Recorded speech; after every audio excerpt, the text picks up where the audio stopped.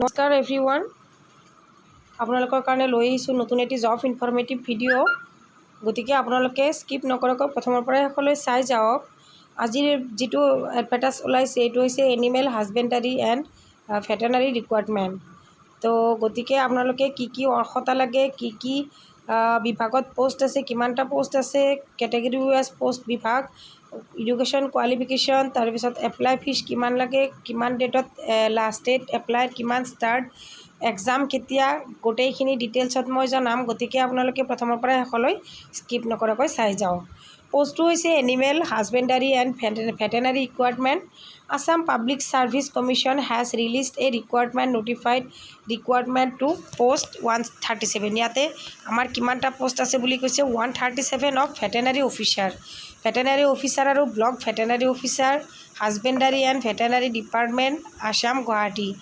গতিকে ইয়াতে veterinary officer আৰু ব্লক ভেটেনাৰী অফিচাৰ, হাজবেণ্ডাৰী আৰু ভেটেনাৰী ডিপাৰ্টমেণ্টত যিমানখিনি পোষ্ট ওলাইছে গোটেইখিনি ডিটেইলছত ইয়াত দিয়া আছে।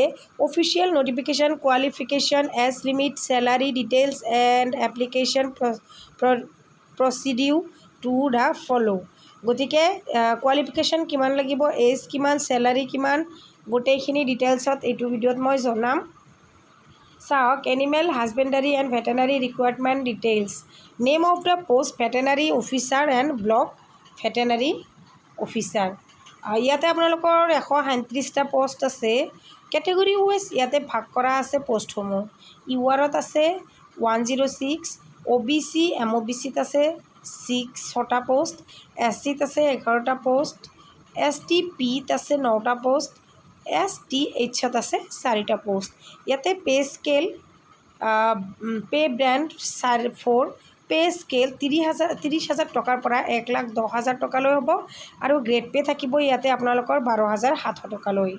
Name of the department animal husbandry and veterinary department, Assam. Related article Assam VFA admission. Eligibility criteria of animal husbandry and veterinary recruitment, কি যোগ্যতা লাগিব, কি অৰ্হতা লাগিব সেইখিনি ইয়াতে কৈছে। ইলিজিবিলিটি ক্ৰাইটেৰিয়া, যোগ্যতাখিনি কিমান, এজ লিমিটটো কিমান লাগিব ইয়াতে চাওক। আপোনালোকৰ এজ হৈছে 21 বছৰৰ পৰা আৰম্ভ কৰি 38 বছৰলৈ, 38। গতিকে আপোনালোকৰ 21 বছৰৰ কম হ'ব নোৱাৰিব আৰু 38ৰ বেছি হ'ব নোৱাৰিব, ঠিক আছে। এজ ৰিলেক্সেশ্যনটো চাওক যে the category wise age relaxation is and mention below'. SCৰ কাৰণে 5 বছৰ, STৰ কাৰণে 5 বছৰ, OBC MOBCৰ কাৰণে 3 বছৰ, PWBDৰ কাৰণে 10 বছৰ। ফৰ মোৰ details PL read for official notification as education qualificationটো চাওক। Candidates must have at least a degree in animal husbandry and veterinary science from any recognized university বা institute। ইয়াতে আপোনালোকৰ যোগ্যতাখিনিৰ কথা কৈছে। যিকোনো ৰিকগনাইজ ইউনিভাৰ্চিটি বা ইনষ্টিটিউটৰ পৰা আপোনালোকে কমচে কম ডিগ্ৰী কমপ্লিট কৰিব লাগিব এনিমেল হাজবেণ্ডাৰীৰ ওপৰত নাইবা ভেটেনাৰী ছায়েন্সৰ ওপৰত, ঠিক আছে। আকৌ এবাৰ কৈছোঁ, ভেটেনাৰী ছায়েন্সৰ ওপৰত নাইবা এনিমেল হাজবেণ্ডাৰীৰ ওপৰত আপোনালোকে যিকোনো ৰিকগনাইজৰ পৰা ডিগ্ৰী কৰা হ'ব লাগিব নাইবা ডিপ্ল'মা এটা লাগিব। Citizenship, candidates must be Indian citizens as defined in Article 5 to 8 of the Constitution of India। অনুচ্ছেদ 5 আৰু 8 মতে আপোনালোকে কি হ'ব লাগিব, মানে ইণ্ডিয়াৰ বাসিন্দা হ'ব লাগিব। বুজি পাইছে নিশ্চয়। তাৰপিছত ইয়াতে গোটেইখিনি ডিটেইলছত দিয়া আছে। এপ্লিকেশ্যন ফিটো চাওক।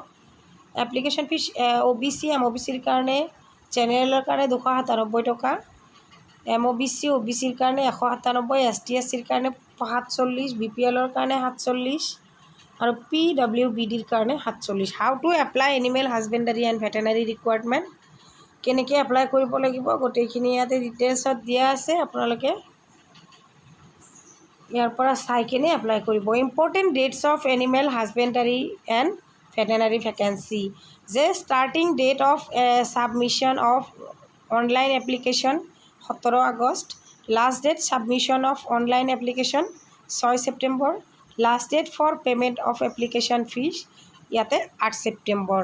গতিকে ডিটেইলছত গোটেইখিনি জনাই দিলোঁ। আপোনালোকৰ ষ্টাৰ্ট হোৱা নাই এতিয়াও, আপোনালোকৰ 7 আগষ্টৰ পৰা ষ্টাৰ্ট হ'ব আৰু আপোনালোকৰ অন্তিম ডেট হ'ব 6 ছেপ্টেম্বৰ। গতিকে ভালেখিনি ডেট আছে, আপোনালোকে লগে লগে অতি সোনকালে আগতীয়াকৈ এপ্লাই কৰি থ'ব। পিছলৈ হয়তো কিবা অসুবিধা হ'ব পাৰে।